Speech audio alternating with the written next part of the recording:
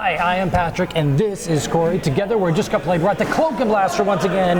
Tonight, we're playing Embark. Embark on a journey with us and sail with Cory.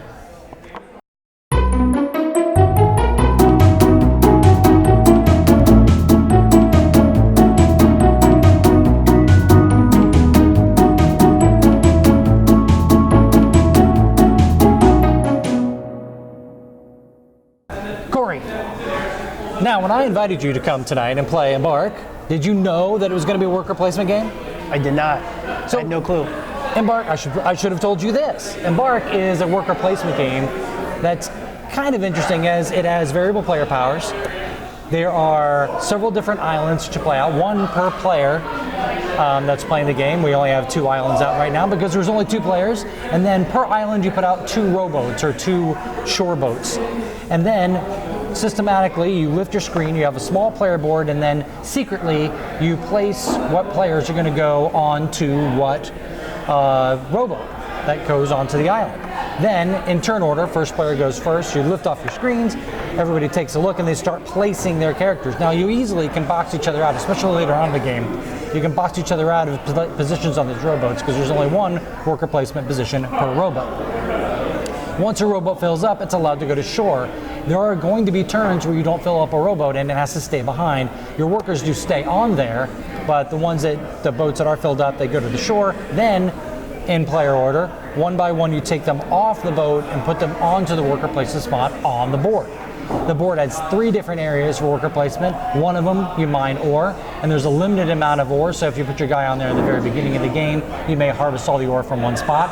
The second are fields, essentially, where there's some settlers that you put down. When you get 4 settlers, you put them together, they form a farm, and those are worth 15 victory points at the end of the game. And then last but not least, there is an explorer track. The explorer track gives you victory points along the way, and then there are also bonuses for end game. That explorer track also does something kind of unique where it unlocks a secret power for the island that is listed on the top of the board. Sometimes you'll get to open an extra mine, sometimes you get extra victory points for extra things. So that in a nutshell is Embark. I know I went kind of fast, but it would just save you time and effort. There's lots of really great how to plays out there. Rondo does a great one. So if you want to check that out and get a better understanding of exactly how this game plays, it plays very, very quickly and you learn really, really quickly as well. So it doesn't take very long at all to learn. Cory, if you had to pick one thing that you like the most about Embark. If you like Imhotep, this game is for you. And I enjoy Imhotep. The Mummy? No, the board game. Oh yeah. Both games have little cubes. That's cool. These are smaller, but Imhotep is great. So if you like Imhotep, this is a great way to continue that little niche that that little itch that you have for that type of game. With this one though, it changes the amount of places you can go with the amount of players, so that it opens up for options compared to Imhotep. So if you like Imhotep, definitely check out Embark. And if you had to pick out one thing that you like the least? The least, I would have to say, well, I'm nitpicking at the art. The graphic design is great. The art, as far as like the art on the cards, they're good, but I think it could have been better. But other than that, you would pick art? I would pick art. Ironically, I think they use some of the same art, or at least the same artist, the same style as the game Harvest and Harbor, and I believe there's an expansion out for Harbor now as well.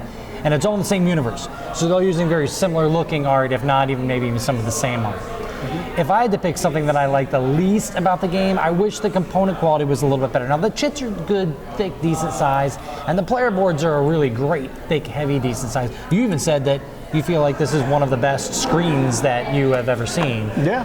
The player boards are cardstock, kind of heavy cardstock, but they're cardstock at that.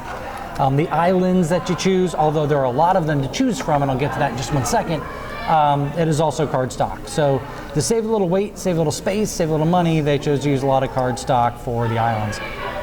I wish they would have used maybe player boards, and maybe if you really had a nice deluxeified edition, you'd even have places you can lock in your cubes, like on Scythe or one of the newer games that are coming out that have cubes that lock into places. Save that for game trays. Yeah, you could definitely do that.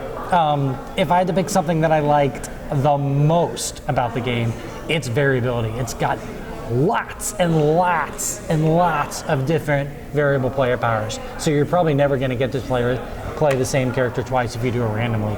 It's got tons of these little islands, so you've got lots of variability, and they're actually even, as I just wreck our world, it's got 2 sides.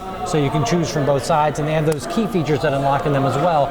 So those are things that I really enjoy about the game, and I think adds for lots and lots of playability. And when you combine that with a game that's really easy to play and really fast to set up, I think you've got a big hit. This is actually one of my favorite TMG games now. Yeah, I agree. One of my favorites. I'm Patrick. That is Cory. We're at the Cloak and Blaster. Thank you very much for watching Just Got Played. I gotta get my timing down when you're about to say just got played. So you can do a little dance. Oh, watch me work.